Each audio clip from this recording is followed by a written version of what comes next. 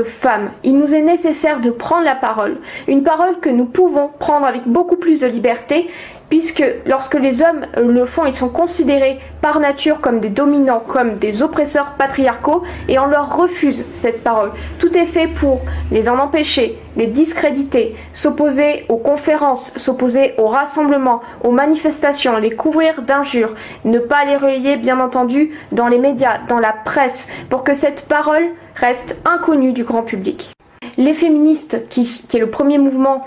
né justement pour opposer les hommes et les femmes, détruisent cette complémentarité et détruisent cette union. Elles créent la haine parce qu'elles divisent deux sexes qui sont créés par nature et par essence pour s'aimer et pour travailler ensemble, que ce soit dans la société ou dans la sphère familiale. Ce principe de division est effrayant parce que ce qui fait le ciment de la société, c'est justement l'union de l'homme et de la femme dans les rôles qui correspondent à leur essence. Il ne doit pas être question de casser les rôles traditionnels dans les propos qui sont tenus en général par les féministes, qu'elles ne se basent uniquement que sur des chiffres, que sur des données complètement abstraites, dématérialisées, à savoir tel pourcentage de femmes dans les entreprises sans aucune précision, tel pourcentage d'écart salarial, tel pourcentage minime de femmes qui disposeraient de grosses fortunes comparées aux hommes. Bref, ce sont des choses qui sont tirées de leur contexte, des chiffres qui sont manipulés pour servir leur cause. Par exemple, on pouvait entendre jusqu'à récemment qu'il y avait 20% ou 15% d'écart salarial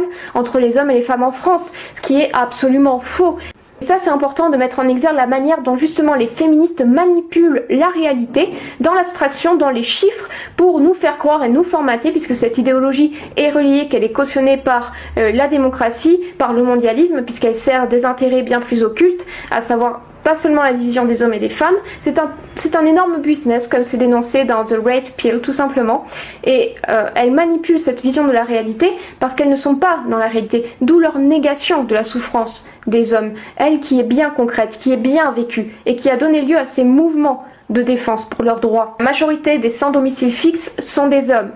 Le chômage touche à présent davantage les hommes que les femmes. Quid des hommes battus? La violence des femmes à l'égard des hommes existe bel et bien, mais la plupart du temps, elle s'exprime d'une manière différente. Déjà, les hommes sont frappés, battus, et certains meurent sous les coups de leurs compagnes. De plus, certaines femmes exercent une emprise psychologique sous forme de manipulation, de culpabilisation. Elles rabaissent sans cesse l'homme, donc elles le resserrent psychologiquement dans un étau. Et que dire aussi de cet article du magazine féministe, Jezebel, qui a publié une forme d'apologie de la violence faite aux hommes, à savoir que plusieurs membres de leur rédaction ont déjà frappé violemment leur ex-compagnon ou un conjoint ou un homme,